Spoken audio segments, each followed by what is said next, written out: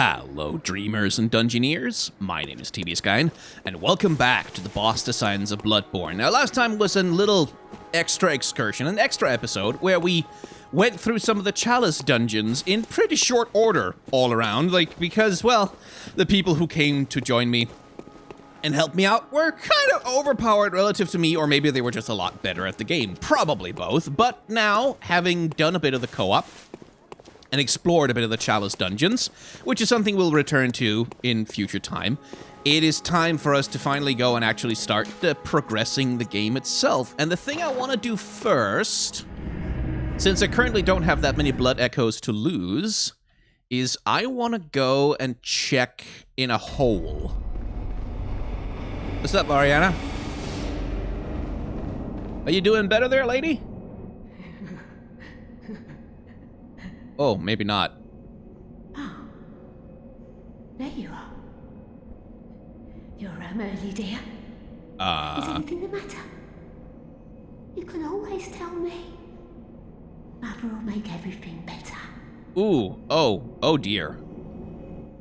What's wrong? Anything you'd like to tell me?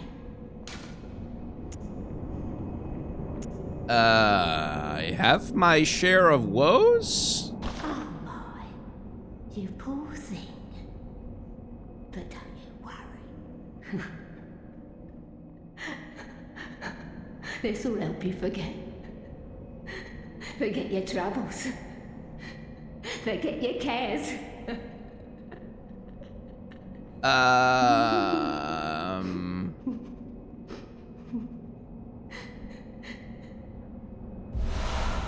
Oh, sedatives. You should maybe you should take those. Liquid medicine calms the nerves. Those who delve into the arcane fall all too easily to madness. And thick human blood, okay, serves to calm the frayed nerves of these inquisitive minds. Naturally, this often leads to a reliance on blood administration. Oh dear, poor grandma there. So there is a deep, dark hole up here near the church workshop. We've dropped down it a couple of times, but I remember the first time I went there, I could hear a conversation. Like, I could hear people talking. And I never figured out where that talking was coming from. So I feel like maybe there's a little bit more to explore down there. Yeah, I can hear them again.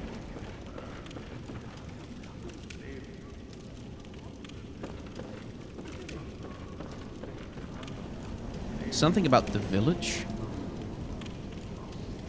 So now let's see. Because I know I can drop down to the bottom and walk out into the place and then go to the cathedral. The question is whether I can do anything else. Oh, wait. Is that a door? Need to get closer. Yeah, that looks like a... Is that a door?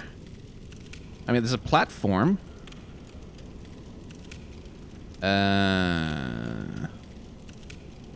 Wait, do you have to... How do you get down there? Where are you supposed to jump from? Because that the little platform over there seems like the ideal place, but how the hell do you get to that? Maybe you can jump it from... here? Oh, fuck! Okay, let's try that again. Okay, so there's that rope platform. Oh, but how the f*** do you...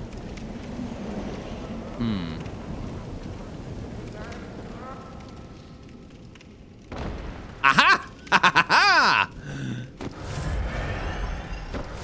Yes. Yes! Please be... Hey, it is a door. Nice.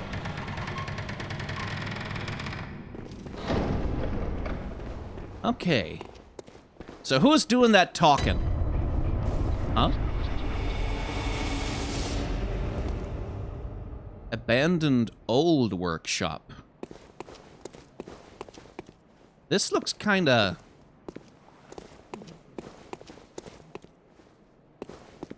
Is it just me, or does this look like... This is the hunter's dream. Except... Well, it's not.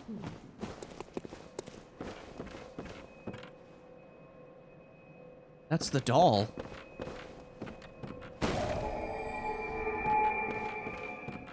A lot of people have died here. I'd be curious what from. Small hair ornament.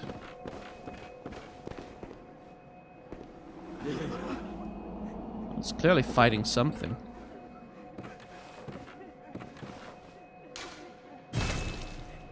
An abandoned...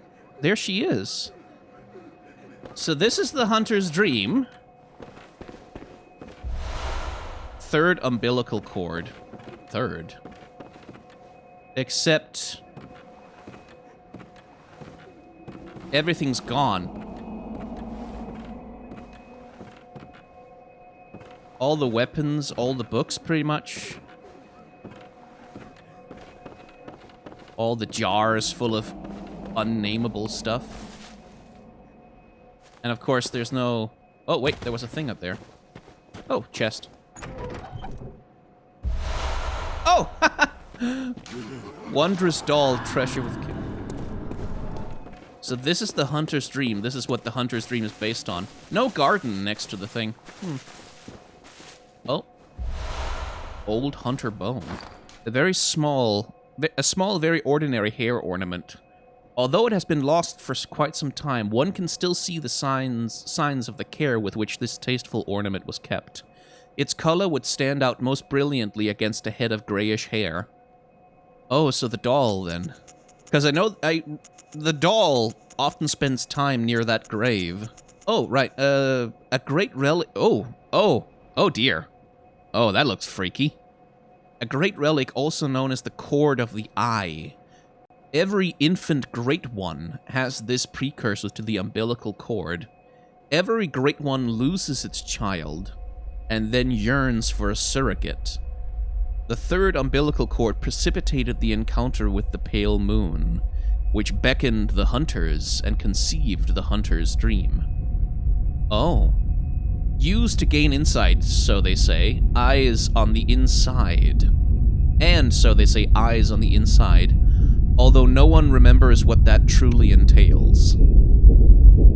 Oh, there's the bone. The bone of an old hunter whose name is lost. It is said that he was an apprentice to old Yharnam, and a practitioner of the art of quickening, a technique particular to the first hunters. It is most appropriate that hunters, carriers of the torch who are sustained by the dream, would tease an old art from his remains. The art of quickening speeds up rolling and quick steps. So that's an arcane, much like the beast roar thing. Okay.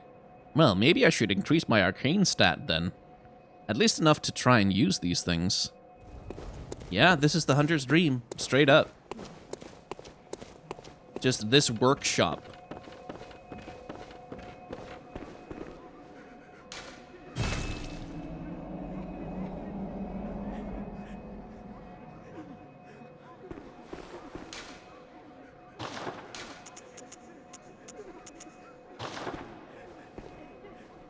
No?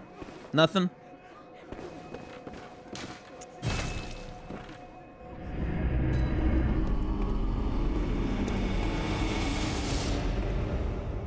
Welcome home, good hunter. What is it you desire? Yeah, hand over small hair ornament. There you go. What? What is this? I can't remember. Not a thing, only I feel a yearning, something I never felt before. What's happening to me? Tell me, hunter, could this be joy?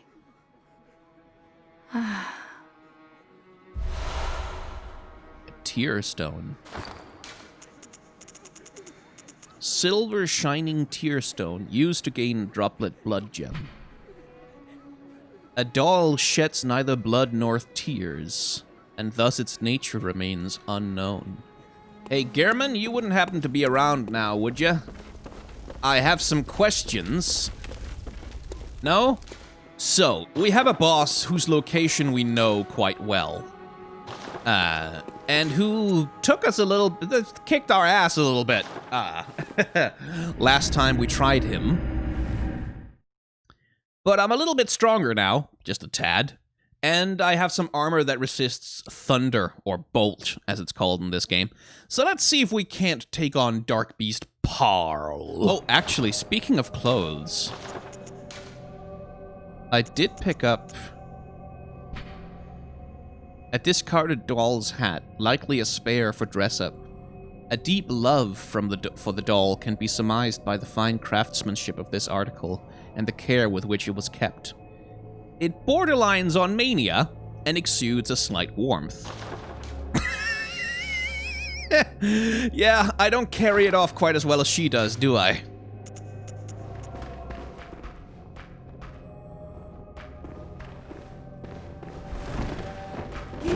Nope. Ah, god damn it! Off. Okay, I think I can just run past these guys.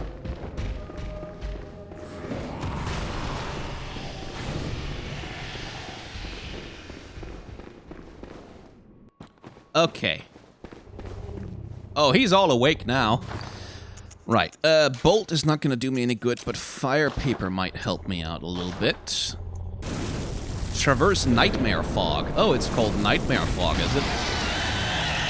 Hello.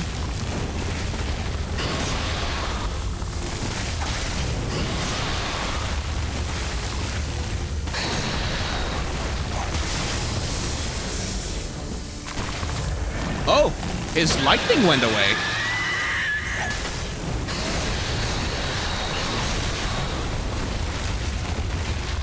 He's probably gonna get that back. Yeah, there it is. Okay. Wait, weapon at risk? Oh, I should probably have repaired it.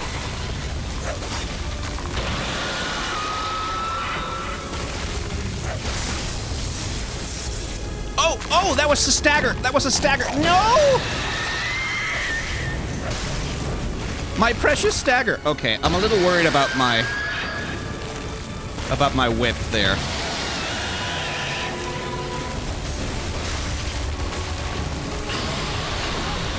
Whoa, okay. Didn't need to heal, but fair enough. I can't hit him.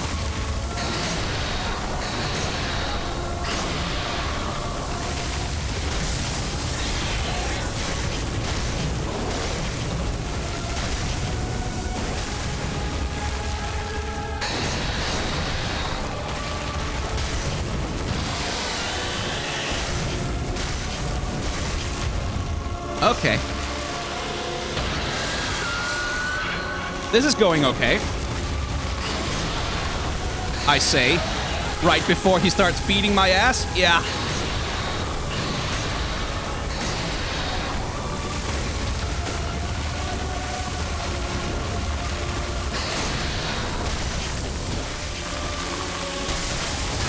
Yes! Gotcha. A Spark Hunter badge. There we go. Just gotta get under him. Yeah, I feel I was a little overpowered there. Maybe a little overpowered. But that's fine. That's okay. Let's see what's on the other side of him. I should really go back and fix my cane. Wait, old Yharnam? Oh! Oh, this leads into... Oh.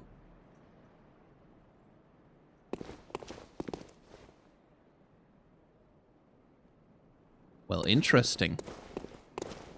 Then maybe the next thing we should do is, go and get our revenge.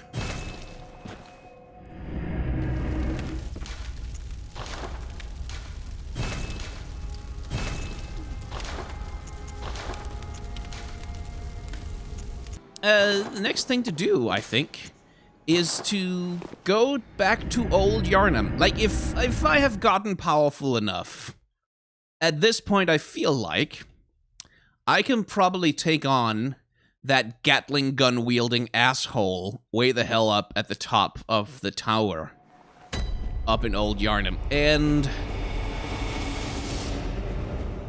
I think it's probably fastest to go this way. Alright, you big bugger. It's worth 4,000 blood echoes to try and see if I can take you down. And silence through the night. What a thrill. I'm searching and I'll meld into you. What a fear in my heart. But you're so... Wait.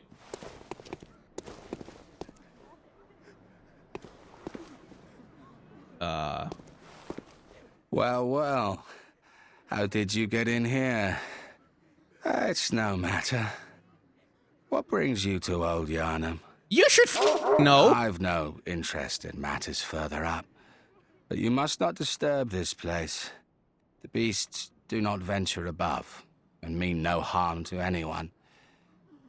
If you still insist on hunting them, then I will hunt you first. You understand me?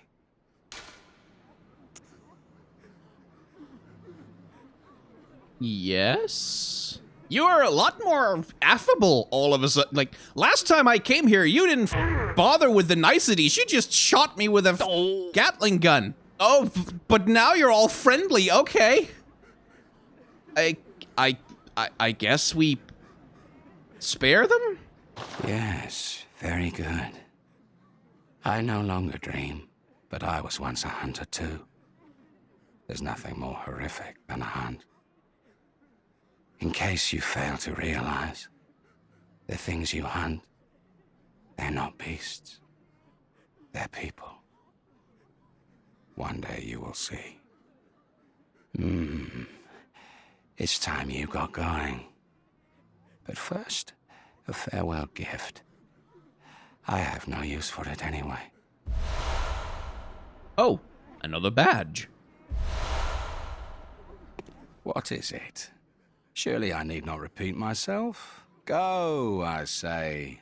You have the whole night to dream. Make the best of it. I still really want to kill you. Can I use the gun? No. Okay. But, okay, well. Anticlimactic? Here I was ready to kick your ass. And then you're not even hostile anymore. How dare you?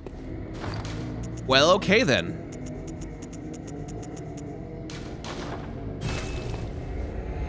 So, that was Darkbeast Paarl.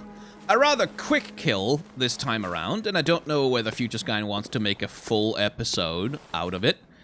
Don't know how much there's to say about that beastie either. Not a lot of context is provided for it, but fortunately none of that is probably my problem to figure out. So, Future Skyne, you do some smarty talky talk stuff and get something good out of that. It was on a dreary night of November that I beheld the accomplishment of my toils.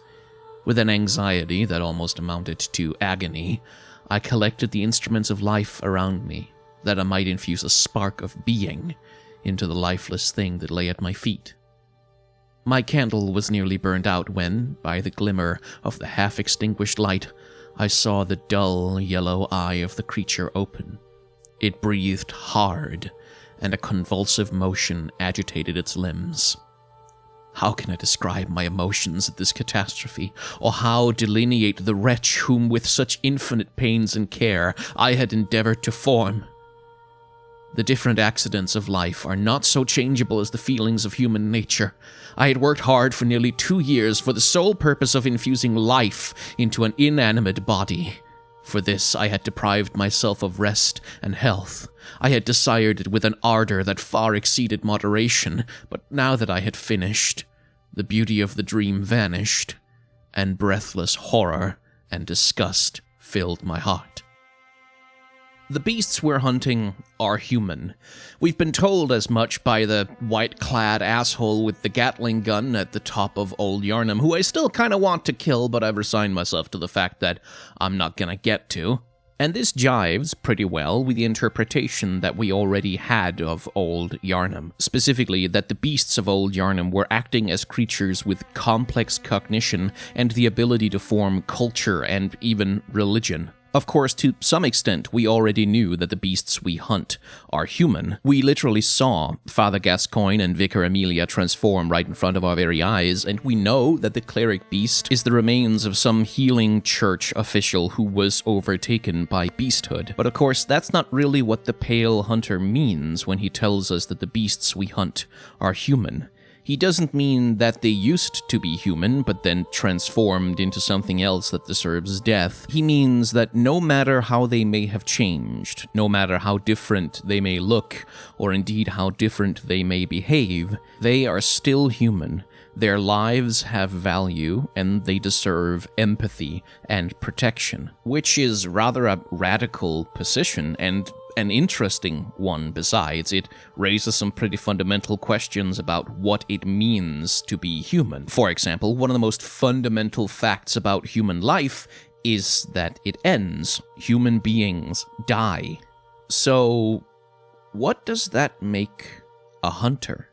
Because I have died over and over and over and over again, and yet it never really seems to take, does it? No matter how many times I collapse dead in a shambles on the ground, some kind of spark of life keeps reanimating me. Now, the mechanical answer to this within the lore of Bloodborne is probably found somewhere within the actual nature of the hunter's dream, or perhaps more realistically, the hunter's nightmare, which, insofar as I can make out of the game's signaling so far, is a kind of shared delusion between all the hunters of Yharnam, probably transmitted through blood somehow, which is certainly an interesting subject that we'll return to in the future, but for the moment, we are supposed to be talking about Darkbeast Paarl, who is, as we've learned, human.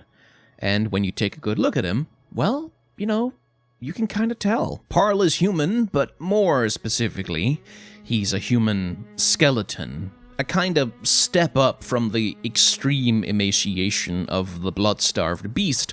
Paarl is not skin and bones, he is quite literally just bones, albeit bones adorned with the signature matted fur of the curse of the beast. Now, we find Paarl in an apparently inanimate pile lying on the ground, until, at our approach, they are reanimated by that most vital spark of all, which is, well, literal electricity. The item description of the beast roar tells us that the dark beasts are undead. That is, they have died and are then brought back to life by some outside animating force, which is what led me to that Frankenstein quote at the top of the segment, because that story too is fascinated with the question of what exactly makes a human being. And it seems to me that the beasts of Yharnam that we've encountered so far each represent a continuing escalation of that particular question. Is the screaming, aggressive, chimera-like, completely incomprehensible cleric beast still something we could classify as human? What about a person who we see turn into a monster that's not so far removed from their human form? What about a person who turns into a monster which is very far removed from their human form indeed? What about a monster that seems to actively act against its own violent impulses in the service of a community that relies upon them? What about a single-minded, distorted human corpse brought back from the brink of death over and over and over, only to kill and kill and kill again? And it occurs to me that perhaps the reason why the white-clad hunter in Old Yharnam insists so emphatically that the beasts we're hunting are human could be because only if the category of human is expanded enough to include them will it still be wide enough to include us. Thank you very much for watching another episode of the Boss Designs of Bloodborne. The shortest episode of the series so far, and perhaps the shortest one that we are ever going to get, just because of the unusual circumstances of how my decision to encounter and actually kill this boss actually worked out. Still, I hope you enjoyed the episode all the same, and it sure was nice to have a slightly easier editing job on hand for once in this series. Anyway, if you have enjoyed it, then the like, comment, and subscribe buttons are your friends, and I would like to request that you click on them because, well, it makes numbers go up, and then the algorithm goes, oh hey, that was a good video which I should show to people, and then my videos get to have views, and I get to get ad revenue, and, you know, I can pay my rent and my bills, and I really like being able to do that. So if you want to help me out with that, then that's one option of how to do that. If you want to help me more directly, then I do have a Patreon, a merchandise store, and a tip jar. Oh yes, plenty of monetization is available on this particular channel. But if you're not in a position to be able to contribute that way, or hell, even if you just don't want to, please don't worry about it. It is completely okay that you've just watched the video. I'm in fact very happy about that. I do try to encourage people, though, to, generally speaking, support the content that they enjoy with direct contributions of however much you can, whenever you can, because a $1 donation, especially to a smaller or niche content creator, is quite literally worth as much as thousands of views on a video. You make so much more of a difference than you think. So whether it's me or someone else, if there is online content that you enjoy, please consider supporting it directly with anything you can, whenever you can. Speaking of which, by the way, I would like to welcome Kogo, Shadow Cat Inc., Justin Mahubian Jones, Atorius, Sophia Laska, Bingle, Kaito Girl, Jeffrey During, and Lonely Hunter to my Patreon this month. Thank you very much for your help. You are a big part of the reason why I am able to actually try and do this kind of thing for a little bit of a living.